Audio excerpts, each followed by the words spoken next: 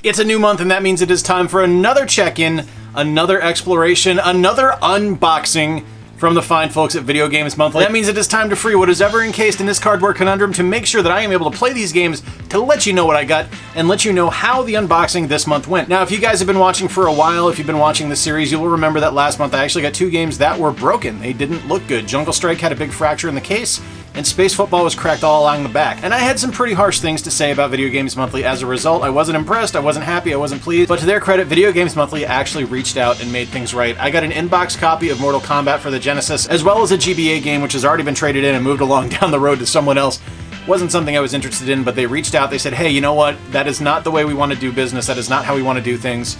We will make this right for you, we'll get you 2 more games out, and they got it out to me within 2 days, so big props to Video Games Monthly for making it right. And this month we need to see if we're going to see an improvement. So let's get over to the table, let's take a look at things, and we'll see what we got. All right, it's a new month and we are here. I have not opened this yet. As you guys know, that is just kind of how we roll when we do the Video Games Monthly. I like to unbox these live and in living color, sort of, with you guys. I mean, it is on a tape delay, obviously, so forgive me for that. But here we go. Let's dive on in and see what we got with Video Games Monthly this month. We are cracking it open for the very first time, and as I reach in, I find... well, first things first is a Genesis cart, and we have... oh, that is X-Men. I am pretty stoked about this one. I do love the Genesis Marvel games, and X-Men is one of my favorite. Let's take a look at some footage, and we'll hop right back here. I love the X-Men games on the Genesis. Honestly, I love pretty much all the superhero games on the Genesis, but in this one in particular, X-Men is something that is near and dear to my heart. I used to go to a rental store in Westport, Massachusetts almost every week with my mom, and I would rent games, and X-Men was one of the things I always rented. I absolutely loved it then, and I absolutely love it now, warts and all, because boy howdy are there some massive warts in this game. First off, I want to say how much I really love the look of this game. Like, starting off with this gorgeous Jim Lee inspired art of Magneto on the splash screen is fantastic. And check that binary call out of 1s and 0s launching from Magneto's space station down to Earth. Isn't that cool? The characters in the game are huge. They look amazing. This feels like a game that was made right at the turn of the 16-bit era. It still feels like it's hanging on to older tropes and not really moving forward the way you would expect a game that looks this good to do. It's definitely got some problems. It doesn't control terribly well. There's some really weird hitboxes on the enemies and on the X-Men in particular. And yeah, it's a game that is not quite where it needs to be, that actually improves moving forward with things like X-Men The Clone Wars. But this game, right off the bat, I loved it then, I love it now. So happy to have this in my collection. All right, now let's see what's next. So one Genesis, next feels like a Super Nintendo cartridge, and it is... holy crap, Star Fox.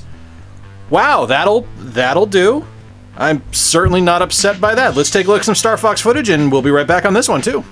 What more needs to be said about Star Fox than I have already said in my Star Fox Visual History of Pixel Evolution?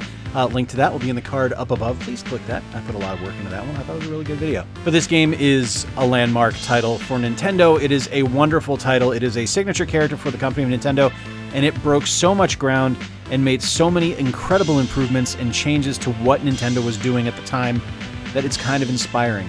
The game, I will admit, looks rough by today's standards, but for when this released, this was kind of mind-blowing. To have a polygonal game like this running this well on 16-bit hardware and controlling this well was mind-blowing. I think it is still a fantastic game that holds up incredibly strongly today, and it's just a lot of fun to play. It's so much fun to hop into the cockpit of the R-Wing and just go blasting through the skies of Corneria and trying to save the day as Fox and the rest of the Star Fox crew. This game is magical. Really happy to have this in my collection. All right, one Genesis, one Super Nintendo so far. Up next, we have a Game Boy Advance cartridge. I do love getting the Game Boy Advance cartridges. And we have Star Wars Flight of the Falcon. I don't know a thing about this one, but I always love finding new Star Wars games. Let's take a look. All right, look, I'm not going to sit here and tell you that Star Wars Flight of the Falcon is some kind of fantastic game, that it's a hidden gem for the Game Boy Advance, or that it is something that you need to track down and find for yourself to add to your collection, but I will tell you this. For something that I fully anticipated being a hot pile of garbage, it's shockingly fun. Like, this is a stripped-down, bare-bones, plain Jane version of the X-Wing vs. TIE Fighter combat mechanic slapped onto a Game Boy Advance cartridge, and it works surprisingly well. Like, you control the Falcon, that's it. You're fighting other ships, that's it. go. There's no controlling shields or anything like that. It's just you have your lasers, and you can pick up missiles, and you can fire missiles, and that's it. And there's a meter at the bottom of the screen, and that tells you how many enemies you have to defeat, and go. Like, it's so simple and so straightforward, and it just works. Like, I'm shocked at how well it works. I won't even tell you that it's good, but I had so much fun with it. The sound on it is on point. The sound effects in the game are great. They're right out of the movies. I am honestly so pleasantly surprised by Star Wars Flight of the Falcon. All right, and next we have another Game Boy Advance cartridge, and it is... Sorry, I had to cut there for a second. I couldn't read what the label wrote because I'm old and my eyes suck. This is Crash Bandicoot, The Huge Adventure, another Game Boy Advance cartridge. Let's take a look at this one as well. One of my secret shames in gaming is that I am not a Crash Bandicoot fan. Like, full stop. I don't like any of his games. I've never enjoyed one. Kind of until today. Crash Bandicoot, The Huge Adventure is a side-scrolling platformer, and it stays true to kind of the insanity of what Crash is. Like, it's over the top, it's ridiculous, it's loud, it's in your face, but it doesn't make you just kind of move away or towards the camera, which is a game mechanic I do not enjoy. It's not something I have fun with. I don't enjoy things like Temple Run on phones, and this one at least takes that mechanic and makes it into something that's a little bit more palatable to me. It's a side-scrolling platformer. It controls pretty well, the sound is good, you're doing the same things you would do in any other Crash game. You're breaking crates, you're finding the special crates, you're getting bonuses, you're collecting apples, and yeah, that's about it. Like, it's as straightforward as it gets.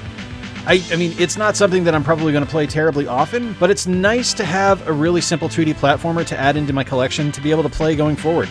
It's surprisingly fun. All right, yeah, so from a value perspective, kind of on point with what I pay every month. I'm looking at around $40, and I got about $40 in value here based on what I'm interested in. But the value aside, what I'm really looking at is the quality of the games and how things look. And not a single card is damaged this time. There are some sticker marks on here, and I can't really protect against that, and neither can they. That's not something that they control. It's something that's just kind of there. It happens. Obviously, this month, I think the big star of the month is Star Fox for the Super Nintendo. You cannot go wrong with this.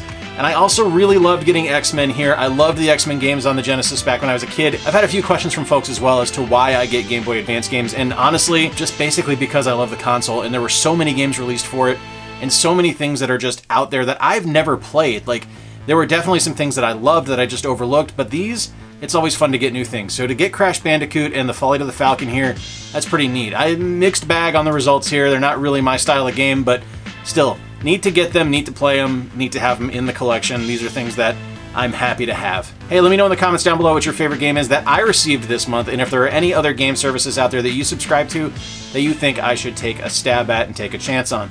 I'm pretty pleased so far with Video Games Monthly. Honestly, I was really super impressed that they reached out and took care of me, and I really appreciate the dedication to customer service to make sure that I was having a good impression of the company. Please hit that like button, please subscribe down below if you've not already done so, and hey, if you really dig what I do around here, please consider becoming a monthly Patreon sponsor like the fine folks you're seeing on screen right now. Or, at the very least, check out our merchandise. Links to both pages will be in the pinned comment down below, as well as links to all of my presence on social media. We are almost to 1,000 subscribers, currently sitting at 974, closing in on that magic number of quadruple digits, and we are doing a big giveaway when we get there. You should be following me on Twitter. That's at YTSquarePegs, which is also right there on that sign. You should follow me over there as I am giving away details of how the contest is going to be working when we hit that number. Hey, I want to thank you guys for hanging out today. Really appreciate your time. Really appreciate you giving the channel a chance. Really appreciate you being here. Until next time, remember to play more games, stay square, and take care. I'll talk to you soon.